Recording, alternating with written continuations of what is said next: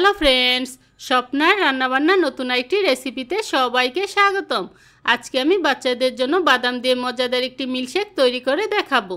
চলুন দেখে নেওয়া যাক আজকের এই মজাদার মিল্কশেকটি তৈরি করার রেসিপি। মিল্কশেকটি তৈরি করার জন্য প্রথমে ব্লেন্ডারে 2 টেবিল চামচ চিনি দিয়ে এটাকে গুঁড়ো করে নিচ্ছি।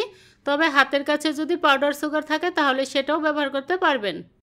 চিনিটা গুঁড়ো করে নেওয়া হয়ে গিয়েছে।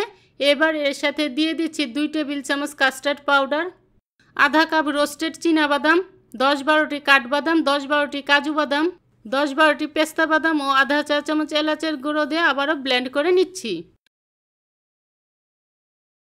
গুঁড়ো করে নেওয়া হয়ে গিয়েছে আর এটাকে একদম আমি মিহি করে গুঁড়ো করে নিয়েছি। এখন মিল্কশেক তৈরি করার জন্য প্যানে আধা লিটার দুধ দিয়ে দুধটাকে জাল করে নিচ্ছি। দুধটা গরম হয়ে গিয়েছে। এবার আমি বাদাম দিয়ে যে পাউডারটা তৈরি করে রেখেছি এটা এর মধ্যে দিয়ে আবারও ভালো করে জাল করে নিচ্ছি। তারপর সুন্দর একটা ফ্লেভারের জন্য 1 চা চামচ ভ্যানিলা এসেন্স দিয়ে ভালো করে মিশিয়ে নামিয়ে নিচ্ছি। মিশ্রণটা ঠান্ডা হয়ে যাওয়ার পর এবার গ্লাসে ঢেলে পছন্দমতো সাজিয়ে পরিবেশন করে নিলে তৈরি হয়ে যাবে বাচ্চাদের জন্য প্রিয় মজাদার বাদামের মিল্কশেক। আজকের এই বাদাম দিয়ে মজাদার মিল্কশেকের রেসিপিটি যদি ভালো লেগে থাকে তাহলে বাড়িতে একবার হলো ট্রাই করবেন আর কেমন হয়েছে তা আমাকে কমেন্ট করে জানাবেন। ভালো লাগলে লাইক, শেয়ার এবং সাবস্ক্রাইব করতে ভুলবেন না। আজকের মতো এখানেই বিদায় নিচ্ছি। দেখা হচ্ছে পরবর্তী নতুন কোনো রেসিপিতে।